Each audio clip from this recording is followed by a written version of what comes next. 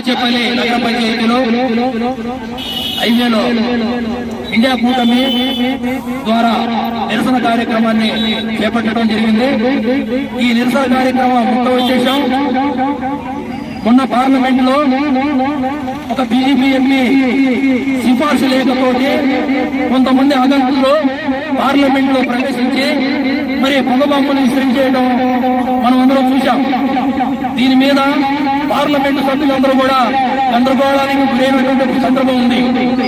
మరి పార్లమెంటులో అగంతులు ఎలా వచ్చారో ఏమిటి, దీని మీద పూర్తిగా సమాధానం చెప్పాలని పార్లమెంట్ లో ప్రతిపక్ష పార్లమెంటు సభ్యులు కోరినందున 146 మందిని ఏకపక్షంగా నిరంకుశంగా మరి సస్పెండ్ చేయడం జరిగింది.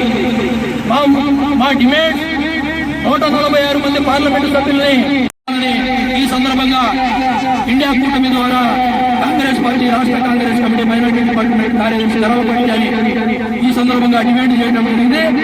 అంతేకాకుండా మరి ఈ రోజున ఇంతవరకు ఆ పార్లమెంట్ జరిగినటువంటి విషయాల్లో మరి కేంద్ర హోంమంత్రి కానీ మోడీ కానీ సమాధానం చెప్పకుండా వాళ్ళకి నచ్చినటువంటి బిల్లుల్ని పాస్ చేసుకుంటూ 146 మందిని పార్లమెంటు సభ్యుల్ని మరి సస్పెండ్ చేయడం ఇది దేశ చరిత్రలోనే దుర్మార్గమైన నియంత్రిత పాలనకు నిదర్శనమని ఇండియా కూటమి తీవ్రంగా ఖండిస్తుందని ఈ సందర్భంగా తెలియజేస్తూ ఉన్నా.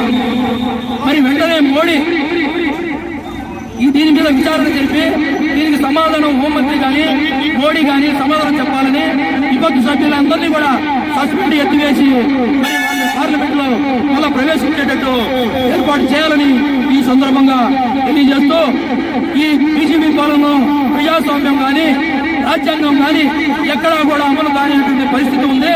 ఈ బీజేపీ ప్రభుత్వాన్ని వెంటనే ప్రజలు రానున్న కాలంలో 142 కోట్ల మంది భారతీయులు